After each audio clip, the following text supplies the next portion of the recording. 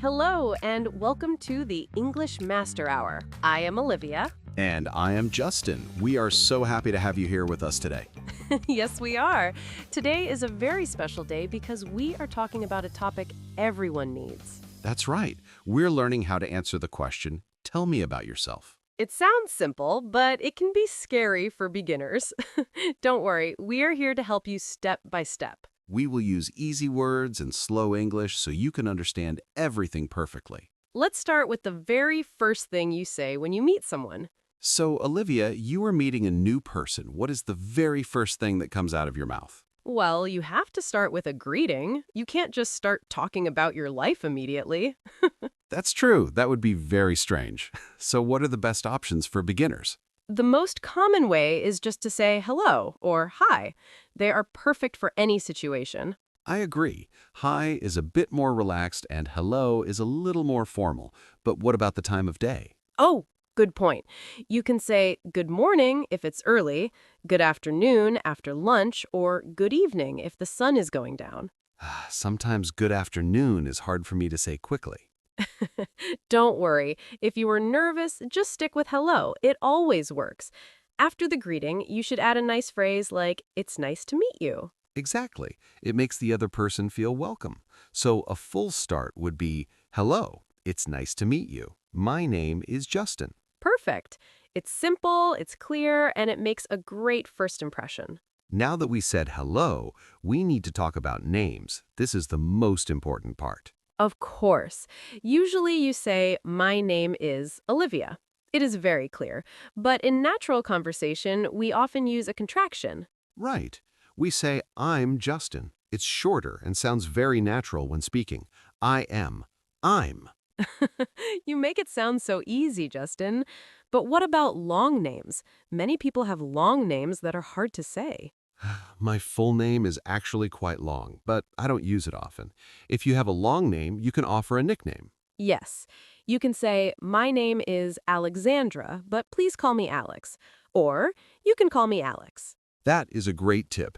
It helps the other person remember you better, and it makes the conversation feel more friendly. Exactly. So for our listeners, you can choose my name is or I'm followed by your name. And if you want to be extra friendly, just add, but you can call me, and your short name. Okay, so we know the names. Now what about our ages? This is a part where many English learners make a small mistake. They often use the word have. Oh, I know what you mean. In some languages, you say, I have 20 years, but in English, we use the verb to be. Exactly. You must say, I am 20 years old, or I'm 20. I wish I was still 20. I am 32. It feels like a big number sometimes. Don't worry, Justin. You look great. For our listeners, remember, I am plus your number. You don't even have to say years old at the end if you want to keep it short. That's a good point. You can just say, I'm 25 or I'm 40. It's very common in casual talk. And if you don't want to say your exact age, you can just say, I am in my 20s or I am in my 30s. But for beginners, let's keep it simple. Just use the number. I am number. Perfect. It's all about being comfortable with the numbers. So they know your name and how old you are. Now they usually want to know where you are from. This is my favorite part because I love traveling. To talk about your country, you can say, I am from, and then add your country name. For me, I am from Canada. And I say I am from the United States. Some people also like to say their nationality. True. You can say, I'm Canadian, or I'm Japanese, or I'm Brazilian. Sometimes it is hard to remember all the nationality words. If you forget, just stay with I am from country. It is always correct. That's a great tip, Justin. Also, if you want to be more specific, you can say your city. I am from Madrid, in Spain. Or if you are from a small town that no one knows, you can say I am from a small town near Paris. That helps people understand the location better. So listeners, try it now. Say your country or your city. It's a great way to start a conversation about travel and culture. But wait, Olivia, what if I am from the United States, but I don't live there now? That happens a lot. Many people move for work or study. In that case, you can use two different sentences. Right. I can say, I am from New York, but I live in London now. Exactly. I am from is for your home country, and I live in is for your current city. Sometimes I miss New York, but London is very exciting. I understand. For our listeners, you can also say how long you have been there if you want to be fancy. I live in Tokyo. I moved here 2 years ago. But if that is too hard, just stick to the basics. I live in plus the city name. It's very clear. And it's a great way to talk about your life today. People might ask you, do you like living there? And that starts a whole new conversation. Okay, so we know where you live, but people always ask, what do you do? Yes, they want to know about your job or your daily life. This is where we use a or an. Right. I say, I am a student. I don't just say, I am student. That is very important. Exactly. And if your job starts with a vowel sound like engineer, you say, I am an engineer. English grammar can be tricky sometimes, but this rule is pretty simple. I am a teacher, I am a doctor, or I am a waiter. What if someone doesn't have a job right now? Good question. You can say, I am looking for a job, or if you stay at home with the kids, you can say, I am a stay-at-home mom or stay-at-home dad. That is a very busy job. The busiest. Also, if you are retired and don't work anymore, you just say, I am retired. So, listeners, think about your job. How do you say it in English? I am a or I am an. It's a great way to show what you do with your time every day. We mentioned being a student, but many of our listeners are students of all different things. That's true. If you are a student, people usually ask, what are you studying? Or what is your major? Major is a big word, but it just means your main subject at university. For example, I study history, or my major is computer science. And for our friends listening right now, you can say, I am a student. I am studying English. That is the best answer. You can also talk about your school. You can say, I go to university in Madrid, or I go to a language school. It's also okay if you are not at a university. Many people take classes online. You can say, I am taking an online course. If you were a high school student, you just say, I am in high school. It is very simple. So whether it is science, art, or English, telling people what you study helps them know what you are interested in. Just don't say, I study everything. That is too much work. Now we are getting to the best part of the conversation, hobbies. Finally, this is what people do for fun. When someone asks, what do you do in your free time? They want to know about your hobbies. I always say, I like playing football. It's simple and clear. And I say, I like reading books and cooking. Notice that we often add ing to the verb after like. I like reading, you like playing. Grammar again, but it sounds much more natural. You can also say, in my free time, I... and then add your hobby. In my free time, I go to the gym. You go to the gym, Justin? I didn't know that. Well, maybe once a month, but it sounds good to say. Another way is to say, I am interested in. For example, I am interested in photography.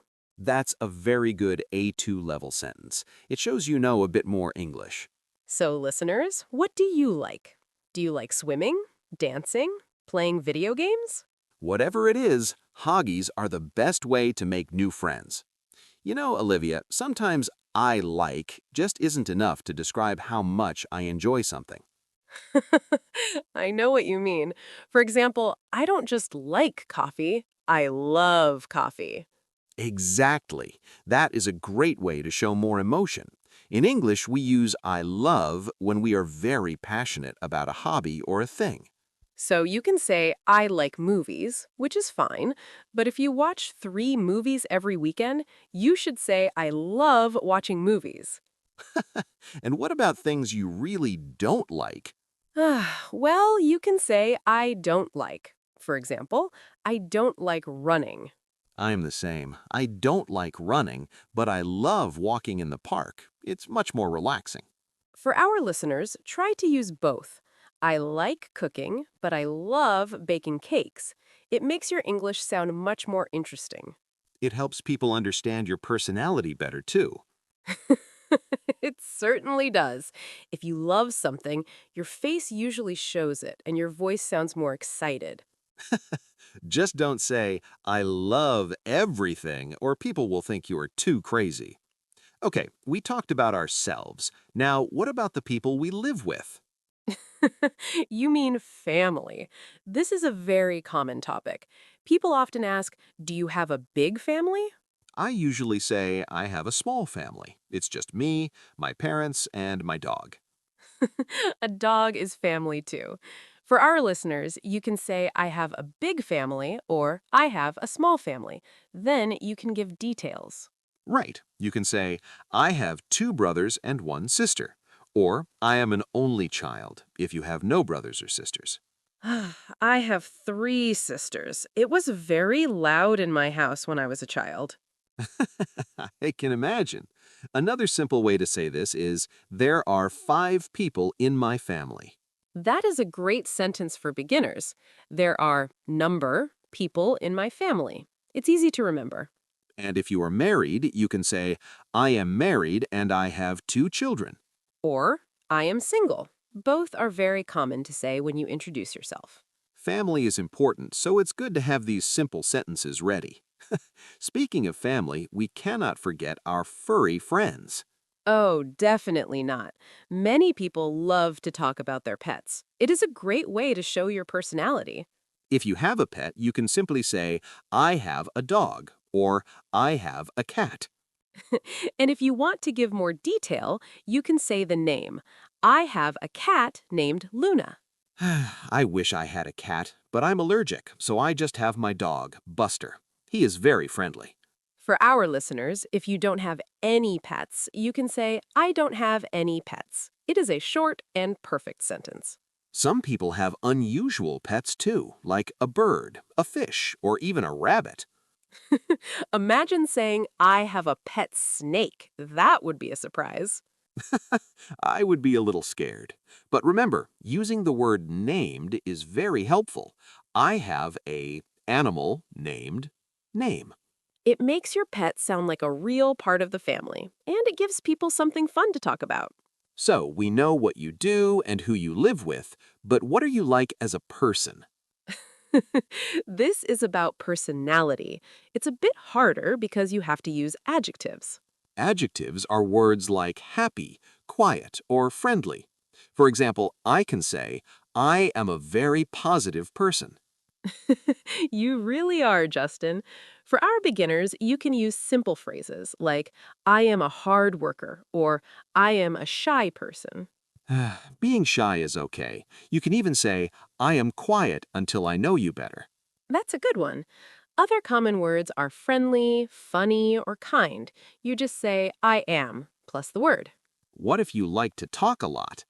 Like us. Then you say, I am talkative, or I am outgoing. Outgoing means you like being with other people.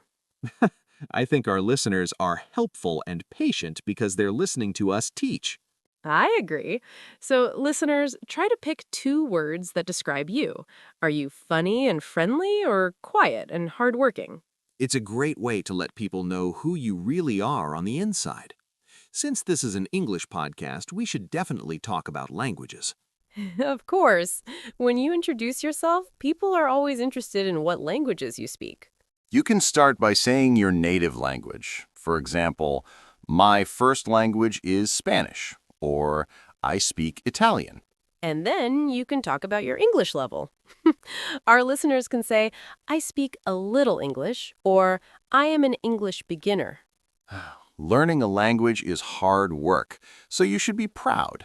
You can say, I am learning English because I love to study. That's perfect. Another way to say it is, I am fluent in French, and I am practicing my English. Fluent is a big word, but it just means you speak very well. For beginners, it is better to say, I speak blank, or I know a bit of blank. I know a bit of Japanese, but only the word for sushi. Well, that's a start. So, listeners, tell people about your skills. You can say, I speak 2 languages, Chinese and English. It's a great way to connect with people from different countries. That leads to a very common question. Why? Why are you learning English? Everyone has a different reason. Some people do it for their job. You can say, I am learning English for my career. Or maybe you just want to see the world. You can say, I am studying English because I want to travel. Traveling is the best. If you can speak English, you can talk to people in almost every country. That is true. Some people also learn it because they love movies or music. You can say, I want to understand English songs. For our beginners, you can use the phrase, I am learning English too, and then add a verb. For example, to get a better job, or to make new friends. It's a very positive thing to share. It shows that you are a person who likes to grow and learn new things. Exactly. It gives the person you are talking to a chance to encourage you. And we are here to encourage you, too. You are doing a great job. We're almost at the end of our introduction, but there is one more thing that makes it interesting. Your favorite things. I love this part. It makes the conversation very personal. You can talk about anything you like. For example, you can talk about food. I always say, my favorite food is pizza. It is simple and everyone knows what it is. You really love pizza, Justin.